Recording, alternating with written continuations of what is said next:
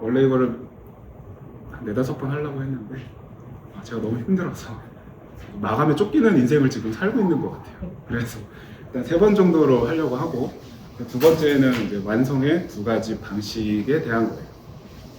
혹시 이런 경험 뭐 누구 있나요? 내가 상사한테 보고를 하러 갔더니 그 상사가 내가 들고 간 보고서를 찢었다든가, 이게 뭐야 하면서 버린다든가, 다시 해와 라든가, 뭐 이런 경험이 한 번도 없다 그러면은, 그러니까 내가 한 작업을 다시 하는 상황이 발생한 적이 진짜 한 번도 없다 그렇다면 그건 심각한 문제가 있는 조직에 아마 있지 않았을까라고 생각이 들어요. 어떻게 다시 하는 일이 없나? 보통은 다시 하게 되죠.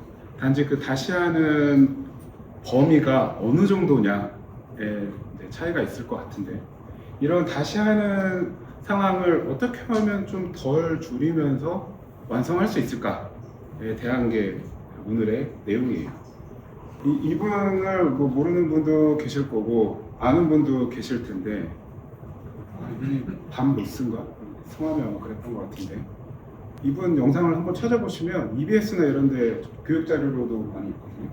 그림을 처음부터 끝까지 한 번에 실수 없이 완성을 해요. 말하면서 이번에 뭐 그려야지 이렇게 딱 하는데, 최종적으로 보면 우와 완벽해, 뭐 이런 결과물이 나오는 분이에요. 만약에 우리가 작업을 오랫동안 고민해서 설계 문서를 작성을 한다든가, 오랜 시간 공을 들여서 문서를 만든다든가, 혹은 한 번에 다 만든다든가, 뭐 이런 거를 하고 싶은 유혹에 좀 빠질 때가 있죠. 한 번에 완벽하게. 그런데 실은 그런 일은 없다는 거예요. 이 정도의 실력자가 아니면 우리는 한 번에 완벽하게 할 수 없어요. 완벽하게 하고 싶은 그 마음은 좋지만 사실 굉장히 위험한, 저는 행위라고 생각을 해요. 완벽하게 해야지라는. 분명히 본인은 뭔가 열심히 하고 공들여서 하고, 뭐 어떨 때는 막 야근도 하고 막 이렇게 몸에 걸고 계속 생각도 하고 그러면서 계속 완벽을 추구할 수 있지만, 그건 굉장히 위험하다. 왜 위험하냐? 완벽하게 한다는 것이 그 내포하는 거는 뭔가 하나의 작업을 굉장히 길게 하거나 그 작업 자체가 굉장히 커지거나 한다는 걸 의미하는데, 이게 유발하는 문제는 피드백이 늦어진다는 거예요. 그러니까 내가 한 어떤 내용에 대한 피드백을 늦게 받는다는 거죠. 완벽을 추구하면 할수록 점점 그 피드백을 받는 시기가 늦어지게 되는데, 그 피드백이 늦어질 때의 문제는 저는 2가지 정도가 있다고 생각을 해요. 첫 번째는 간극이 너무 벌어져요. 그러니까 그 작업에서 기대하는 바가 있는데 실제로 내가 한 작업과 기대하는 바가 이렇게 자꾸 벌어진다는 거죠. 그리고 또 하나는 작업한 내용이 많기 때문에 피드백의 범위가 커지게 돼요. 그러면 다시 어떤 일이 벌어지냐? 간극이 벌어진다는 것은 그만큼 변경해야 되는 내용도 커진다는 얘기겠죠. 피드백을 통해서 바꿔야 될 게 많아지는 거예요. 또 피드백의 범위가 커지면 반대로 피드백을 주는 사람 입장에서 피드백을 주기가 어려워요. 내가 봐야 될 게 너무 많기 때문에 다 볼 수 없어요. 그러면 이제 저 오른쪽에 있는 일이 벌어지는 거예요. 변경의 범위가 커져요. 그래서 변경하기로 했어. 그러면 재작업할 게 너무 많죠. 그러면 비용이 증가하는 거고. 사실 저거보다 더 안 좋은 게 저 아래쪽에 있는 애들인데, 변경 범위가 커지니까 적당히 하죠. 일부만 하는 거예요. 반대로 일부러 포기하는 거예요. 또는 그냥 가는 거지. 완전 포기. 그리고 피드백 역시 적당히 피드백 하게 돼요. 전체를 다 피드백 할 수 없어요. 그러니까 결국은 일부를 또 포기하게 돼요. 그러면 그것의 결과는 우리가 하는 작업의 어떤 품질 혹은 가치 그런 게 떨어지는 형태로 기결이 되는 거죠. 그래서 완벽하게라는 것은 사실 굉장히 위험을 키우는 행위다라는 게. 그리고 이거는 이제 또 하나의 문제인데, 피드백을 주는 사람 입장에서 공유가 늦어지잖아요. 내가 분명히 뭔가를 이런 것을 이렇게 수정하자라고 말을 했어. 혹은 이런 거를 준비해 오세요라고 말을 했어. 근데 이 공유 시간이 점점 늦어지면 거꾸로 어떤 일이 발생하는 거냐? 개선할 수 있는 기회를 놓치는 상황이 벌어지는 거죠. 앞에서 이미 앞으로 다시 돌아가면 비용이 증가하거나 품질이나 가치가 떨어지는 일이 결국 발생하게 돼요. 그러니까 비용 관점에서 생각을 해보면 어쩔 수 없이 타협을 해야 돼요. 그래, 어쩔 수 없으면 여기까지만 하자. 그러면서 기회를 놓치죠. 그러면 사실 저의 속마음은 두 가지가 생기는데, 하나는 화가 나요. 왜 이렇게 늦게 갖고 와서 내가 아무것도 할 수 없게 만들어. 화나는 감정이 하나 생기고, 또 하나는 체념을 하게 돼요. 그렇지 뭐, 그래 어쩔 수 없지, 이렇게밖에 못하는데 낸들 어쩌겠어. 이 두 마음이 저는 안 생겼으면 좋겠어. 그래서 이런 다시를 줄이고 품질을 덜 떨어뜨리면서 어떻게 하면 완성해 나갈 것인가에 대해서 좀 이제 우리가 방법을 좀 찾아봐야 될 거잖아요. 근데 아주 굉장히 쉬운 방법이 있어요. 그건 뭐냐? 하나는 반복적으로 하는 거고, 또 하나는 점진적으로 하는 거예요.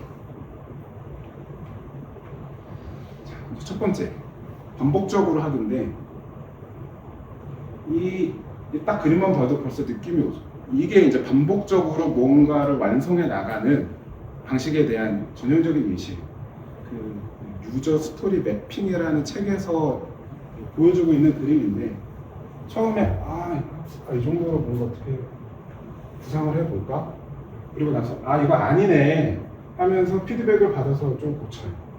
그리고 이제 그 다음 작업을 추가로 해보자 하면서 약간의 색칠을 해보고 다시 피드백을 받아서 고치고 최종적으로 완성하는. 그래서 이 반복적으로 하는 방식은 첫 번째 결과물이 사실 완벽할 필요는 없어요. 일단 빠르게 어떤 결과물을 하나 만들어 놓고 그것에 대한 피드백을 받고 다시 그 다음 결과물을 만들고 또 피드백 받고 그 다음 결과 만들고 피드백 받고, 이런 식으로 이렇게 반복하면서 품질을 높이고 그 완성을 해 나가는 게 이 반복적으로 하는 방식이에요. 이 반복적인 방식의 핵심이라고 하면 그것은 이제 피드백과 배움과 개선에 있어요. 그래서 뭔가를 초안 같은 걸 작업을 하고 그다음에 그것에 대한 피드백을 받는 거죠. 그리고 그 피드백을 보완하고 다시 또 검토하고 또 보완하고 검토하고 또 보완하고, 이런 식으로 계속 반복을 통해서 완성을 해 나가고. 이 밑에도 마찬가지예요. 제가 이제 주로 뭔가 문서를 작성할 때 하는 방식인데, 목차를 한번 초안을 만들어 보고 그것을 다시 검토를 막 해보고, 그 다음에 장별 목차 정리하고 다시 장별로 무슨 내용을 씌울까 고민하고 다시 또 그거를 검토하고 변경하고, 이런 식으로 이 반복의 핵심은 중간중간에 있는 피드백이에요. 그래서 피드백을 통해서 벌어지는 그 결과물이 엉뚱한 곳으로 가는 것을 방지하는 거죠. 근데 이러려면 한 번에 완성된 결과물을 만들면 안 되고 계속 이렇게 조금씩 결과물을 만들고 공유하고 피드백 받고 만들고 공유하고 피드백 받고, 이런 식으로 작업을 진행을 해야죠. 그래서 이 반복적으로 뭔가를 완성한다는 것은 크게 이렇게 3가지 정도의 단계를 거치게 돼요. 우선 가장 핵심에 해당하는 것 또는 뭐 굉장히 어렵거나 위험하다고 생각되는 것 그것에 대해서 뭔가 먼저 작업을 하고 그다음에 그 결과를 받고 피드백을 받고 뭐 보완을 한다든가 그런 과정을 거치는 거죠. 그 다음에 일부 기능들을 완성해 나가고 혹은 뭐 선택적이거나 복잡한 것들을 또 이렇게 쭉쭉쭉 작업하고 최종적으로는 다듬는 형태로 이 방식이 진행이 돼요. 또 이 반복적인 방식을 잘 보여주는 그림이 있어서 이제 들고 왔는데 이렇게 찾아보면 굉장히 많이 나오는 그림이에요. 우리가 이제 MVP가 한 10년 전? 10몇 년 전부터 좀 이렇게 이 단어가 돌고 있잖아요. 최소 기능 제품. 이 최소 기능 제품이란 무엇인가에 대한 글에 나오는 그림인데 얘가 이제 한 번에 완벽하게를 뜻하는 거거든요. 그리고 얘는 반복적으로 뭔가 하고 개선하고 하고 개선하고 하고 개선하고 하는 과정이에요. 여기서 느낄 수 있는 거는 어쨌든 이 반복적으로 하는 방식은 가치를 계속 만들어낸다는 거예요. 가치를 제공하고 그 가치를 바탕으로 다시 피드백 받아서 다음 가치를 또 제공하고 이런 식으로 진행되고 사실 이 위의 방식은 이때까지는 아무런 가치도 나오지 않아요. 그리고 앞에서도 얘기했지만 이게 진짜 맞는 거냐? 라고 장담할 수도 없어요. 중간중간에 어떠한 피드백도 없었기 때문에 이때 가서 아주 조금만 바꾸거나 문짝 색깔만 바꿔볼까? 뭐 이제 이 정도밖에는 할 수가 없는 상황이 벌어지게 되죠. 그래서 반복적으로 우리가 뭔가 완성을 해 나갈 때 이런 반복적으로 완성을 해 나가는 거 이게 이제 앞에서 얘기했던 그런 문제를 줄일 수 있는 한 가지 방법이고 또 하나는 점진적으로 하는 거예요. 근데 점진적은 우리가 뭔가 만들어야 되는 애가 있을 때 그것들을 보면 이렇게 조각으로 이제 나눠 볼 수 있겠죠. 그래서 이 조각들 중에 한 조각, 다음에 이렇게 두 개, 그 다음엔 얘, 그리고 나머지 이렇게 조각들을 하나씩 완성해 나가는 방식 이게 점진적 방식이에요. 그런데 이 점진적 방식을 할 때 주의해야 할 점이 있어요. 그것은 조각 있잖아요. 그 조각은 실제로 가치를 제공해야 된다는 거예요. 그러니까 우리가 전형적으로 하는 일을 보면 이제 이런 일들이 있잖아요. 그런데 그 조각을 한다고 기획은 이 조각, 디자인 이 조각, 백엔드 이 조각 뭐 이렇게 하면 이게 점진적으로 가치를 제공하는 거냐? 아니라는 거죠. 사실 점진적으로 작업을 하더라도 가치는 우리는 이렇게가 완성이 될 때 비로소 생기잖아요. 그러니까 우리가 어떤 점진적으로 일하는 방식을 선택할 때도 가치 기준으로 만들어야 되는 조각을 선택해야 된다라는 거. 연결된 것들을 함께 고려해야겠죠. 그러면 이런 점진적 방식은 뭐가 좋냐? 반복적 방식은 피드백을 통해서 계속 이렇게 개선해 나가는 게 초점이라면 점진적 방식은 조기에 뭔가 출시하는 게 이점이에요.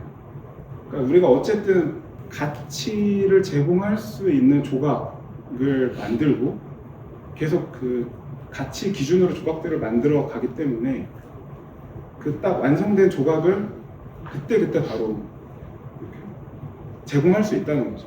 그게 이 점진적 방식의 이점이에요.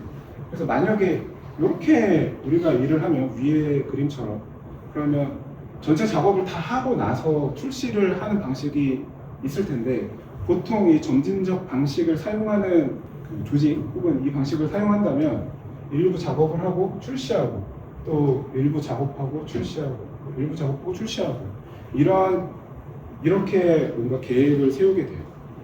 그리고 또 이 점진적 방식 역시 뭔가 작업한 결과물을 내놓잖아요.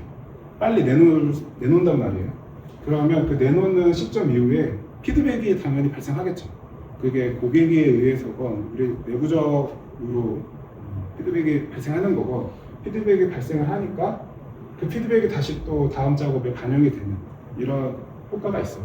즉 조기에 뭔가 출시할 뿐만 아니라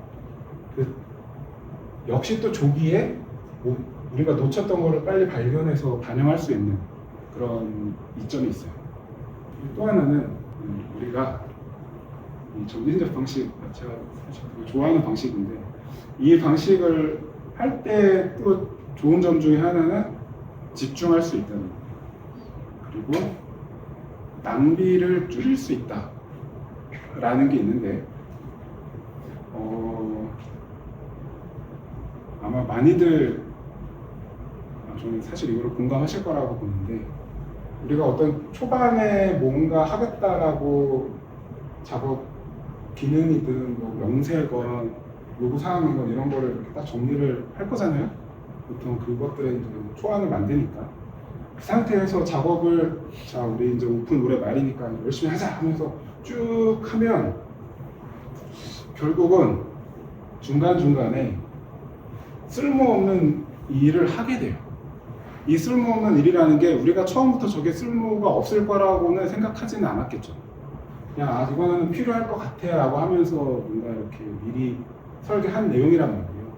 근데 하다 보니 우리는 항상 이제 느끼게 되는 건데, 실제로 하다 보니까 걔는 필요 없는 일이었어.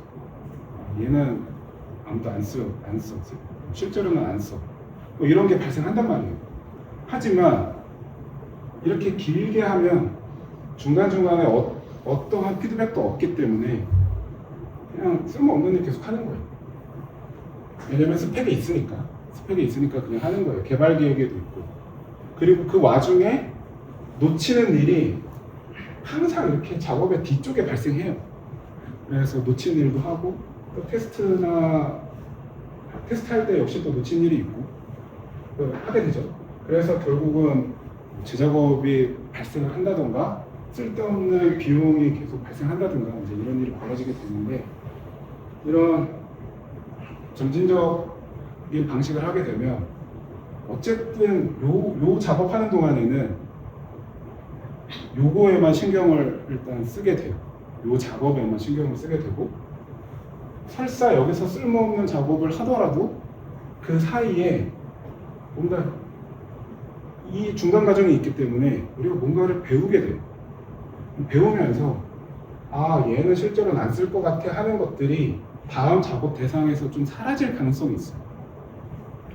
그리고 놓치는 일도 생각보다 빨리 발견할 가능성이 있는 거죠. 이건 어디까지나 가능성입니다. 매번 그렇진 않겠지만, 그래서 쓸모없는 일을 덜 할 가능성이 높아지고 놓친 거를 발견할 가능성이 높아져요.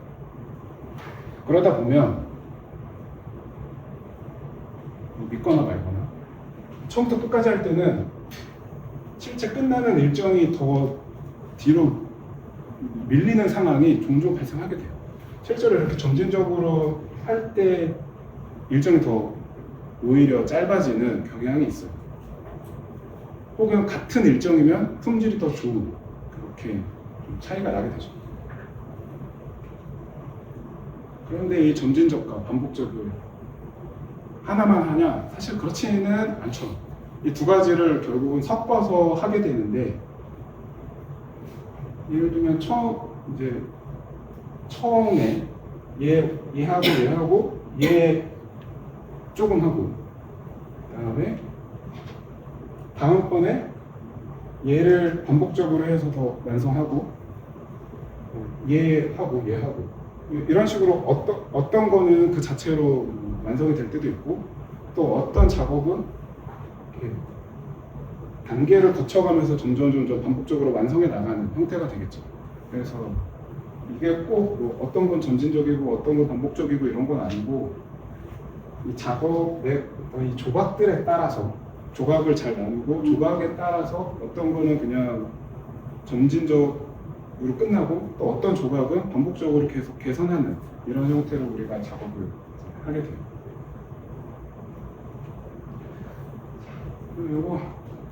이거는 그러면 이렇게 반복적이고 점진적으로 우리가 하면 어떤 이점이 있냐?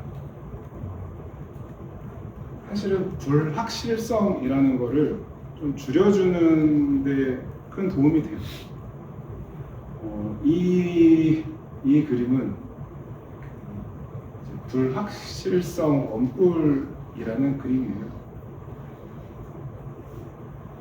이 그림이 뜻하는 건 뭐냐면 얘는 이제 추정에 대한 건데 어떤 우리가 뭔가 개발을 하기로 했어요. 그리고 그 개발을 하는데 얘는 뭐 한 달 걸릴 것 같아요. 혹은 뭐 일주일 걸릴 것 같아요. 이런 추정을 우리가 초반에 해야 되잖아요.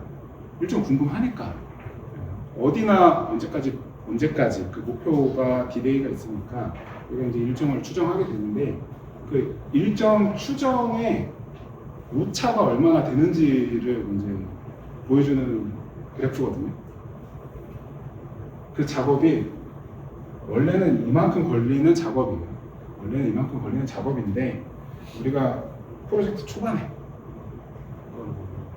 지금 전출입 웹 또 지금 시작하는 게 뭐죠?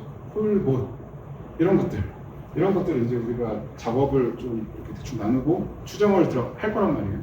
근데 그렇게 추정을 할 때 실제 걸리는 거는 1.0인데 그 편차가 프로젝트 초기에는 4배 가까이 차이가 난다는 거예요. 그러면서 우리가 점점 이해가 깊어짐에 따라서 그 편차가 이렇게 준다는 거죠. 그러니까 이 편차가 큰 상태로 뭔가를 계획하고 설계한 다음에 처음부터 끝까지 그냥 냈다 달리면 그러니까 결국은 이제 엉망의 결과가 나오게 돼요. 그래서 이런 불확실성을 줄이는 방법 중에 하나가 또 역시 반복적으로 뭔가를 하고 점진적으로 하는 거다. 제가 뭔가를 계획을 세울 때 이래서 맨날 법인님이 자꾸 이렇게 유도를 하는구나 느끼실 수 있는데 사실 저는 이 방식은 굉장히 좋아요. 마침 여기 준철님이 계시니까 우리 FMS FMS 기획 사실 초안도 엄청 오래 걸려서 했거든요. 한 3달? 3달 더 걸렸던 것 같아요. 우리가 이제 개발자들이 본격적으로 구성되기 전에 이미 몇 달 전부터 했었는데 그때 결정한 게 있어요. 1월쯤인가? 2월쯤인가? 그때 그 기획서의 양과 우리의 실제 역량과 이런 걸 기준으로 FMS는 3번에 나눠서 오픈합니다. 그래서 어떤 식으로 결국 진행이 되냐면 검침에 집중하고 처음에 그러니까 기획서는 물론 처음부터 끝까지가 어느 정도 초벌이 되어 있었지만 그거를 다시 다 정렬하는 과정을 이후에는 하지 않고 일단 검침 쪽 위주로만 했어요. 다시 이제 그것만 정리하고 개발한 거죠. 그 다음에 검침이 어느 정도 마무리될 때쯤에 다시 안전점검 기획을 그 전부터 이제 다시 또 정리하고 그 다음에 개발하고 또 마지막 체납 쪽 정리하고 개발하고 그래서 상대적으로 뭐가 줄었냐?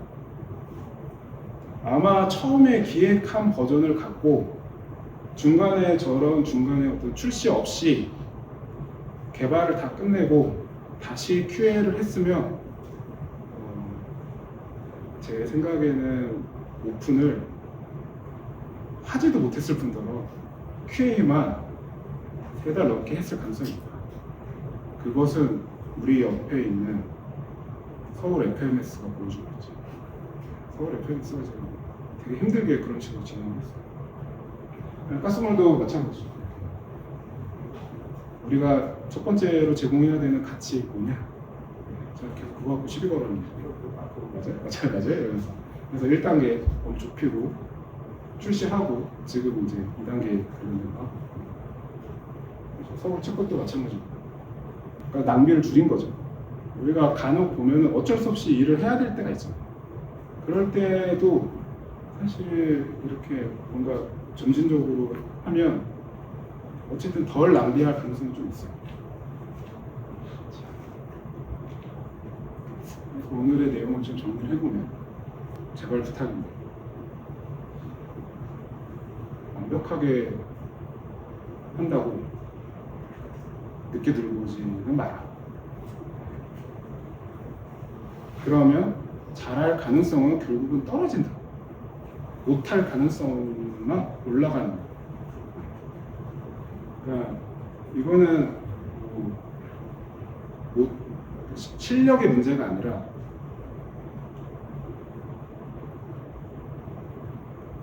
누구나 완벽하게 할 수 없잖아요. 내가 처음에 만든 결과물이 완벽할 수 없단 말이에요. 그리고 내 생각과 다른 생각이 존재할 거잖아요. 그리고 특히 어떤 내가 모르는 저 사람의 의도 같은 것도 있을 거란 말이에요. 그러니까 쓸데없이 완벽하게 한다고 시간을 보내면 안 돼. 뭔가 반복, 그러니까 초안 혹은 초기 생각 이런 걸 먼저 들고 가서 검증을 받고 다시 그 다음 내용을 검증받고 그 다음에 또 그 다음 내용 검증받고 이런 식의 어떤 반복적으로 하는 게 좀 필요하다는 거고. 그래서 한 가지 부탁이라면 이거는 이런 식으로 변경해 봅시다. 혹은 피드백을 이렇게 한단 말이에요. 그러면 제발 뭉개지 마요. 여기서 뭉갠다는 건 어떤 거냐면 피드백을 줬잖아요. 피드백을 줬으면 반영된 결과물을 다시 들고 와야 돼요. 아, 피드백 받았으니까 나 이거대로 하면 되겠지가 아니라는 거예요. 그 변경된 결과물 혹은 반영한 결과물 혹은 내가 이렇게 하겠다라는 계획 이런 거를 빨리 들고 와야 돼. 왜? 내가 피드백 준 것과 그걸 엄하게 해석해서 다른 걸 하면 안 되니까요. 그래서 반복적 방식 점점 더 좋게 하려면 자주 뭔가 피드백을 받아야 된다. 우리가 뭔가 계획을 할 때 점진적 방식으로 하는 것도 좀 중요하다. 물론 저는 그 이해가 돼요. 우리 이제 지난번에 작업을 막 나누는 것에 대해서 얘기할 때도 처음부터 끝까지 한 번에 하고 싶잖아요. 그냥 몰라. 하여튼 한 번에 하고 싶잖아요. 근데 그러면 결국 우리가 얻을 수 있는 거는 떨어지는 품질밖에 없어. 정말 그게 쉬운 거다? 그러면은 안 그렇겠지만 대부분은 그렇지 않단 말이에요. 우리가 하는 게 그렇게 단순한 일은 아닐 거란 말이에요. 그러니까 그런 품질 떨어지는 거 만들면 기분 좋나? 기분 안 좋잖아요? 이게 내가 만든 거야 라고 이렇게 보여줄 수 없잖아요. 쪽팔리잖아요. 그러니까 사실 그렇게 하면 안 되는 거예요. 그래서 설사 출시를 하지 않더라도 뭔가 내가 작업을 하는 거를 점진적으로 하고 그 점진적으로 결과를 만들고 다시 피드백 받아서 뭔가 보완하고 혹은 재조정하고 이런 식으로 작업을 해야 된다는 거예요. 그렇게 해서 우리가 얻을 수 있는 거 위험 감소죠. 제 작업이 감소한다거나 쓸데없는 일 안 한다거나 엄한 일 덜 할 가능성이 있는 거죠. 그리고 이 오류에 빠질 가능성이 좀 줄어요. 이 매몰 비용 오류라는 단어가 있는데 우리가 돈을 계속 쓰면 쓸수록 그것을 이미 내가 이만큼 썼다는 것 때문에 포기할 수 없는 상황이 벌어지게 되잖아요. 그러니까 결국은 더 쓰는 거예요. 근데 어쨌든 반복적으로 처음에 조금씩 해서 빨리 하고 점진적으로 계속 이렇게 하다 보면 이런 일을 덜 겪게 되겠죠. 아무래도 내가 한 게 적을수록 버리는 것도 쉽잖아요. 내가 한 게 너무 많으면 사실 버리기가 어려워져. 아깝기 때문에. 그래서 이걸 완화하는 데도 도움이 된다. 라는 거죠. 여기까지가 이제 오늘의 내용이고 또 밥 먹으러 가야 되니까 이 내용은 여기서 마치고 다음 시간은 마음속 마지막 시간인데 이제 왜라는 주제로 하려고 하고요. 시간은 수요일날 오늘과 같은 시간에 하려고 합니다. 들어주셔서 고맙습니다. 갈게요.